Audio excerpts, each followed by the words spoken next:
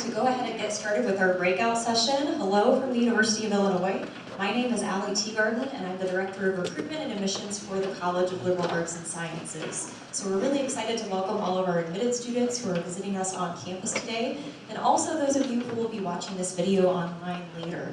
So this morning, we really want to emphasize that in LES, we want our students to know that they are more than their major.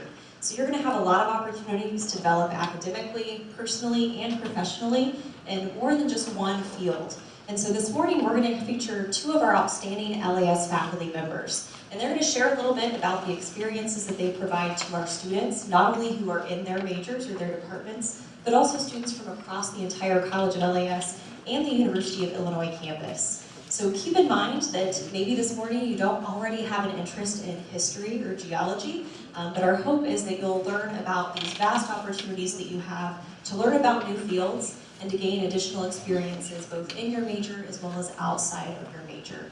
So that's really the beauty of a university experience, is you have these opportunities of discovery to learn about new areas, meet students from other areas, and work with outstanding faculty members both in the classroom as well as outside the classroom.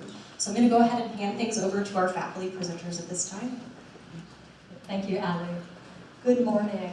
My name is Tamara Chaplin, and I am a professor of modern European history in the history department here at the University of Illinois. And are we up? We are up. There I am. So I am here to talk to you a little bit about history. And to get started, why don't you speak to me? What are the two most common reasons that undergrads, and sometimes their parents, give for why they don't want to study history? No jobs. No jobs.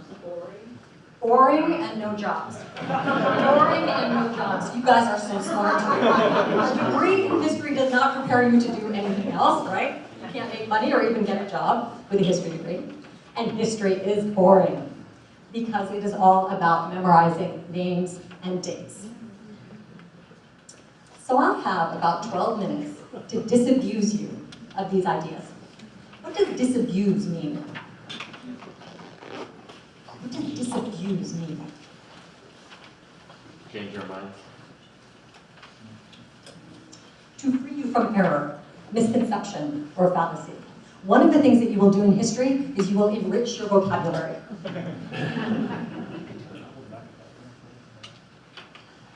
So the question that I have for you is, why should 21st century university students care about studying history? And I'm going to argue today that it's because we cannot fully understand the most fundamental aspects of contemporary life or our own identities unless we study the past. And I'm talking about everything: politics, medicine, religion, nationality, citizenship, sexuality, gender. So to convince you of this, I'm going to talk to you a little bit about a course that I teach, the history of World War I. And this is an awesome class. This is a team-taught class. We have lots of guest lectures in it. And we started teaching it for the centennial of the war in 2014. But before we get into that, who is this man? And what does he have in common with a dolphin named Winter? Anybody recognize this guy? Who is he? Who is this guy? Yes, sir. Oscar Pistorius. Oh, you are so smart, you get an A. This is Oscar Pistorius. He is a South African Olympic athlete. Unfortunately, he's also a convicted murderer. And he is wearing prosthetic limbs. And this is Winter, a dolphin, wearing a prosthetic tail made by the Hanger Clinic. We actually have a Hanger Clinic which produces prosthetics right here in Urbana. Now, did you know that since 2003, when military operations in Iraq and Afghanistan began, more than 1,300 men and women have lost limbs in battle?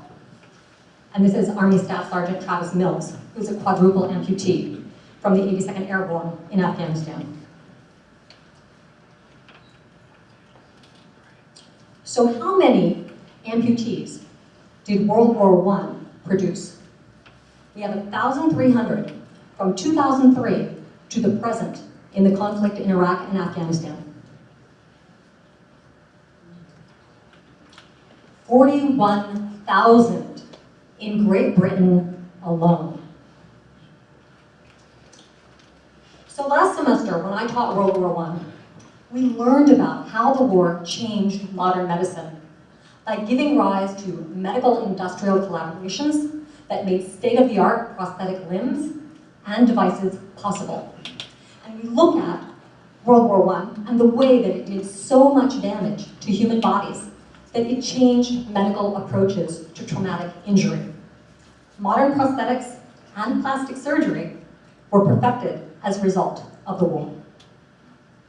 Here, you see a World War I soldier. This is two photographs of the same man. On the left, we see him disfigured. We call this a gueule cassée, a man who has had his face disfigured. And on the right, he is wearing a prosthetic mask, which was sculpted by Anna Coleman Ladd, who was an American sculptor, and she went to Paris to work for the American Red Cross, and she sculpted tin masks for these men's faces. Why did we have so many facial injuries during World War I? Because World War I was fought in the trenches. And when you fought, the first thing you did in the morning, after a night in the trenches, is you got up on what they call the fire step, which we can see here. And you stood up to begin the first attack of the day. And the first thing that came over the top of the trench was your face. Now, facial prosthetics and plastic surgery have a long history. In our class, we talk about this history. This technique, from 1597, used skin from your arm to rebuild your nose. But unfortunately, it required that the patient's arm was attached to his head for as long as 20 days. Like so. Not very convenient, right? Walk around this way. Now, that raises two questions for us. One, of course, is why do we need to keep it attached? Because for our graft to work, we need the blood supply, right? The second question is, why do they need to rebuild so many noses in the 16th century? I see you nodding your head, sir. Any ideas here? Why do they have to rebuild noses then? What was happening to people's noses? Okay, one suggestion is that they were cut off. That's a good suggestion, but do you know what? They were actually falling off from syphilis, venereal disease, which in its advanced stages will make your nose, I know it's disgusting, it will make your nose fall off. Now during World War I, Dr. Harold Gillies, who's called the father of modern plastic surgery, developed something called the pedicle tube graft technique. And we can see this on a wax model here. What he did was he did the same thing that the Italians had done, but he folded the flap and closed it so that it was less susceptible to disease. And thanks to Dr. Gillies, this injured soldier who had his jaw blown off in the trenches went from looking like that to looking like this. Pretty amazing. So how is all of this related to why you should study history? I think the first thing is that we can see that history is not really about names and dates, right? It's about how the world came to be the way that it is. And I, for one, think that that's really fascinating. But let's get practical. Did you know that history majors score 9% higher on the graduate management admission test for business school than business majors? 9% higher. That's the difference between an A and a B. That's the difference for many between a job and no job. Why do you think that's so? What is it that we teach in history that is so useful no matter what department you are in? What do we teach you? Memorization, history. Yes, sir? Analysis. Analysis, cause and effect. Steve Jobs once said that he loved history majors. Why? Because they were the best prepared to do the three things he valued most in his employees. They can think critically and creatively, they can write well, and they can speak well. Christina Broadbeck is a history department alumna. She is one of the founding members of YouTube, and she funds a scholarship in the history department for an undergraduate. And she says that she learned the kind of concise and clear writing style in history while she was a major at the U of I, and that it has helped her to sell many of her ideas. Now, we do a lot of things in the history department besides teach history classes. One of the things that we do is we have something called Source Lab. Source Lab is a student-run initiative where we produce digitally accessible editions of historical sources. Source Lab was started by a collaboration between students and professors, and it began in the spring of 2015. Anna Coleman-Ladd, who builds those tin faces, that source became our prototype source for Source Lab. So our students get publishing credit for publishing on the web. And we use that source of this woman, which you can actually go onto YouTube and Google her and see film footage of her sculpting faces for these World War I soldiers. And we talk about where that footage came from in the Source Lab prototype. Famous history majors. What can you do with a degree in history? You can be a president. You can be a world leader, including Alexander the Great, Winston Churchill, US Attorney Generals, media personalities, business magnates, the CEOs of IBM, Hewlett-Packard, Sony, Chrysler, the chairman of Morgan Stanley and NBC. Famous people. All of these people have had history majors. Conan O'Brien, Steve Carell, Kareem Abdul-Jabbar, if any of you remember who he was. Back in time. Famous basketball player. And of course, John Milton Gregory, the first president of the University of Illinois. And I think if I can echo some of the things that Ali was saying earlier, if you're interested in so many different things, no matter which department you're in, we would welcome you in the history department. We would love to have you consider doing a minor in history if you don't want to do a major in history, because it can enrich your experience as an undergraduate, and it can help better prepare you for whatever it is that you want to do when you go on after you leave our institution. So I think the question is not, why should I study history? The question is, why would you want to study anything else? So please do come visit us in the history department at 309 Greg Hall, and I'm happy to talk to you more about our classes and how we run them in the Q&A after this. But I'd also like to take a second for you to think about this. This is from Voltaire, a famous French philosopher. And he says, those who can make you believe absurdities can make you commit atrocities. One of the most important things that you can arm yourself with as an undergraduate is the capacity for critical analysis and to use your own mind to assess the world around you so that you are not vulnerable to that. So thank you so much, and I hope to see you in class next fall.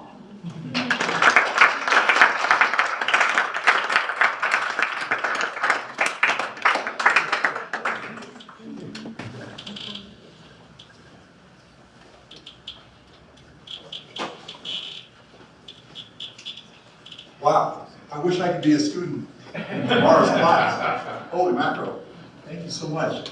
I just want to reiterate, and I want to bring history to this context, but I want to reiterate the dynamic excitement that needs to be at Illinois. And I'm not just saying this because you are here.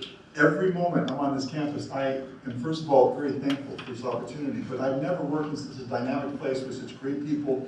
And really the only confining thing we have in our lives here is you need to sleep and eat and have good health and things, but everything else, ideas, capabilities, achievement, endeavor, those are things that we all get to experience every day. And just walking over here to come here this morning, I was thinking of those same ideas. So I want to build upon what Tamara showed us, and I want to bring us a little bit deeper even in time. So the same themes, no change. It's just that instead of going back, say, 100 or 200 or 400 or 500 years, I want to go back, let's say about 4.6 billion years, which happens to be how old our planet is. Now, it's always really important to revere and cherish and respect our differences, and that's so important. But I want to give you another perspective. You know, from a scientific point of view, we are identical. Okay, our DNA between any one of us, no matter how tall, how short, how wide, how thin, how old, how young, our DNA is much less than 1% different. And you know, there's aspects of our bodies that are virtually identical. There's many aspects that are beautifully different, but virtually identical at the same time. So this idea of looking at the context of life on planet Earth in this kind of big picture way, we call it geobiology. And we say that it's life-Earth interactions. Now let me just show you, I think this will work. Usually this experiment works. Has anyone in the room ever driven a car and used gasoline? Wow, look at that similarity. We're already on the same page. It's awesome. We can talk about anything. Well, here's an oil derrick off the coast of Scotland.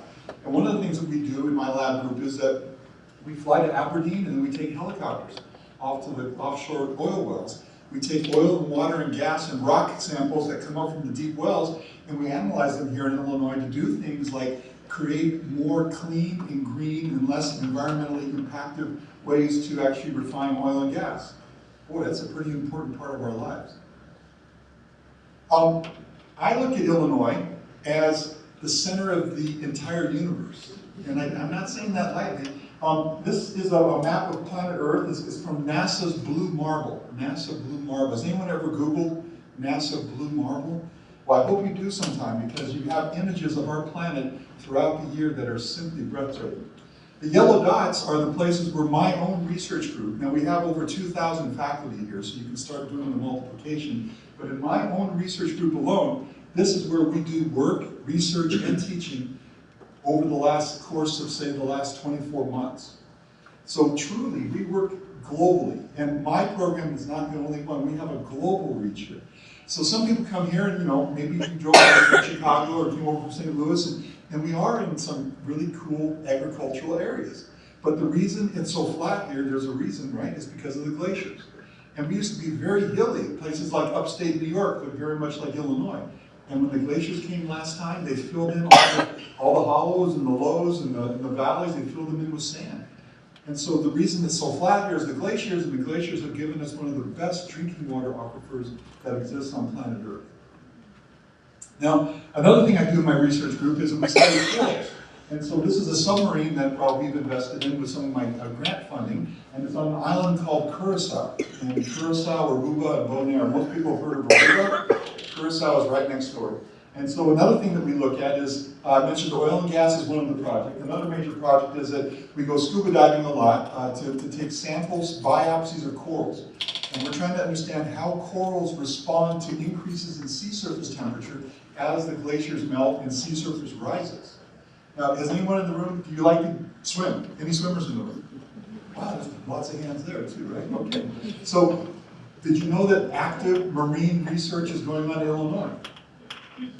I'm not the only one. You probably have 50, 60 faculty who work actively in the world's oceans around the world. So these perspectives that we have actually allows us to understand life very differently. We call it geobiology. But let me give you an example. When we put spacecraft on other planets, which is really important for us to find life on other planets, we are looking for microbes. It'd be fun to find little green men and women or whatever they are that are in spacecraft. We might do that, but highly likely what we're going to find are single-celled organisms that we call microbes. And so the search for life on other planets has also driven this curiosity about our own planet. And our ability to know the things I'm telling you, guess what? That's an Illinois product.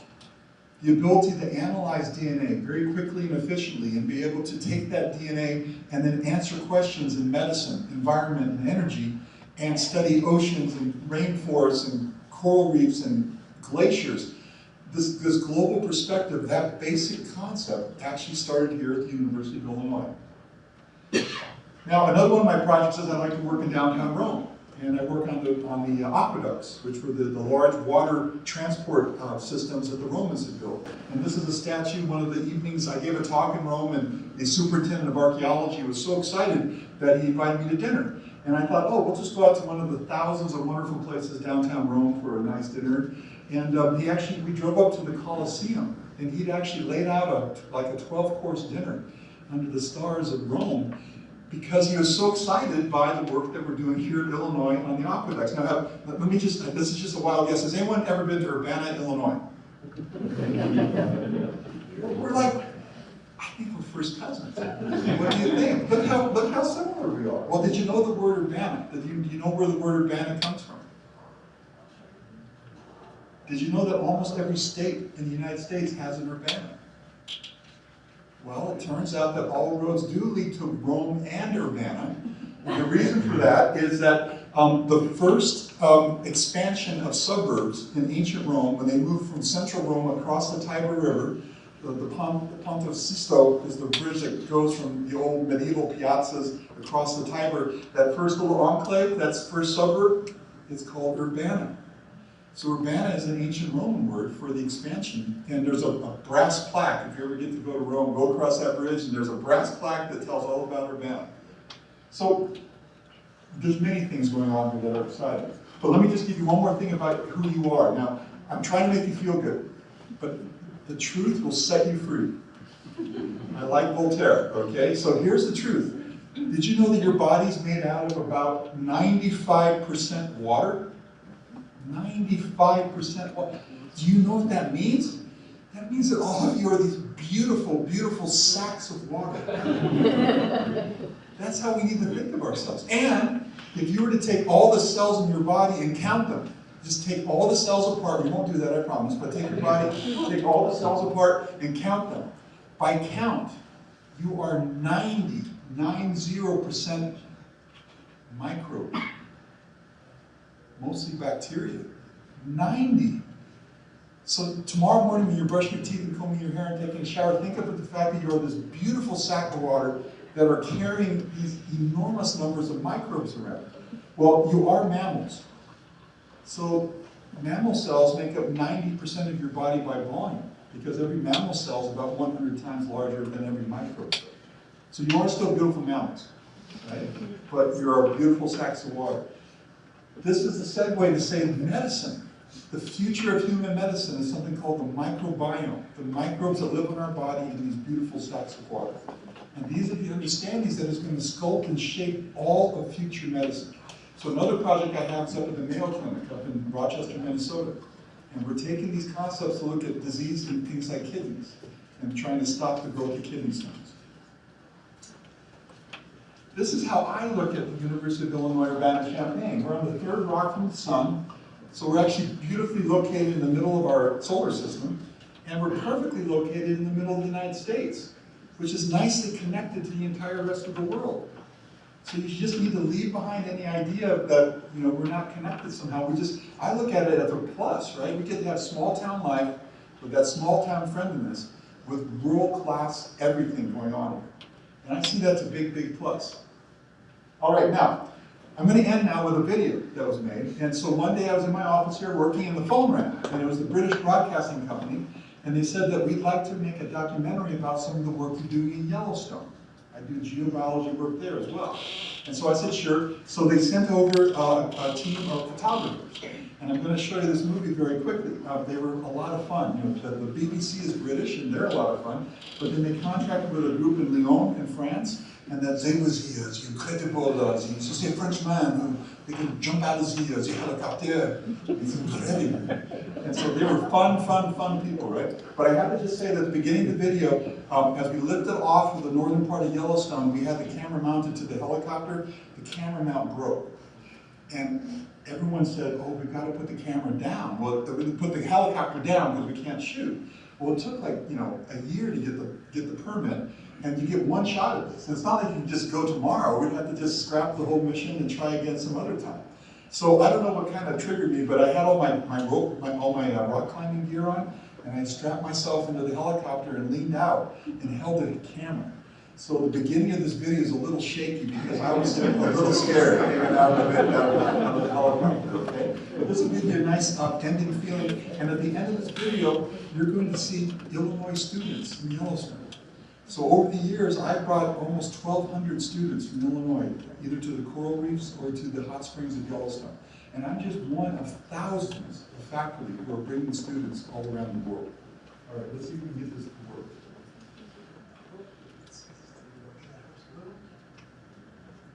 Let's see this work.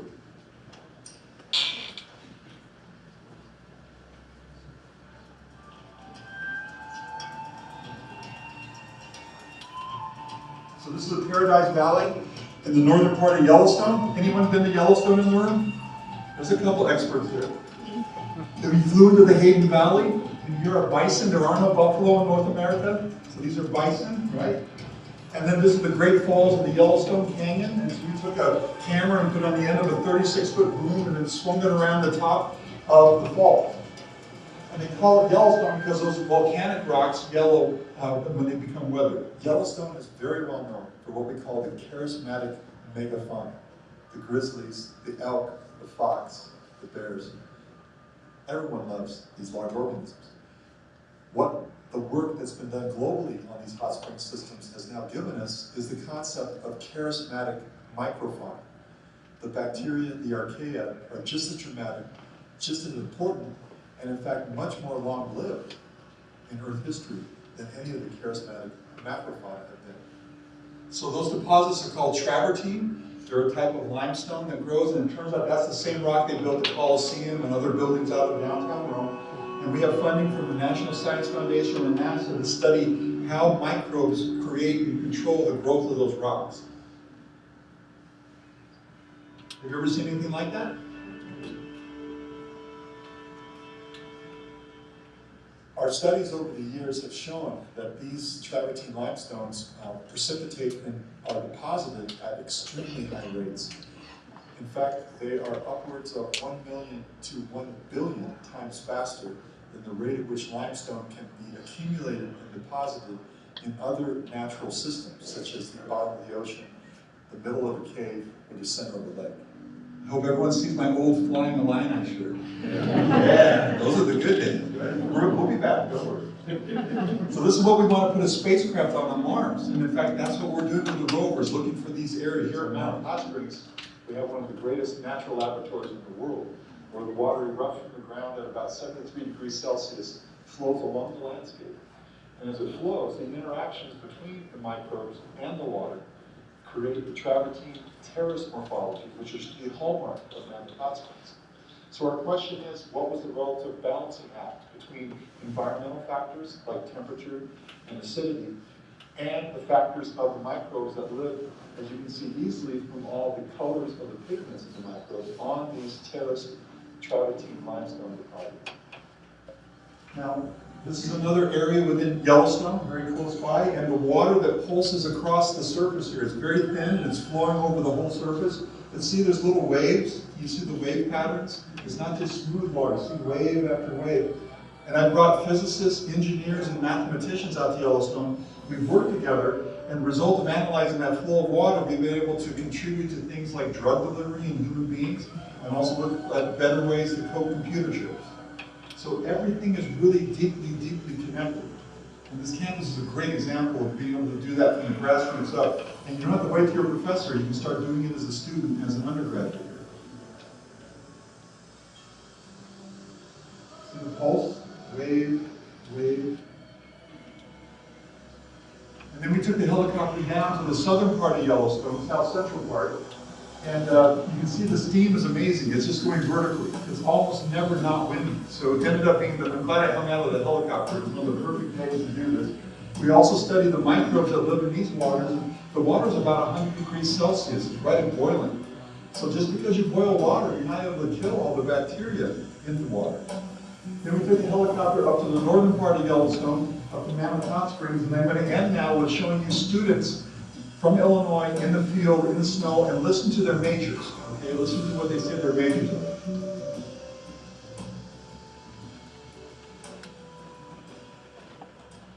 We're in Yellowstone National Park right now at a narrow gauge hot spring. Not a lot of undergraduates get the chance to do field work. We are basically allowed to do our own experiments in how the different microbial life within the hot springs affects different aspects of the travertine growth. I study religion, I study art history and chemistry. and I am an integrated biology major. You can always take something from your discipline and apply it, to the research you're doing and just the approach you take. It's really interesting. especially when you get a different group of people to see how Oh, yeah. they contribute, and it's like you get this really broad spectrum of ideas and approaches, and I think it really benefits the entire experiment. It's just been the best experience for all of us, I think. So here's a picture of one of our Illinois classrooms, okay? So I just want you to think about all the opportunities that happen in Illinois. It's quite remarkable.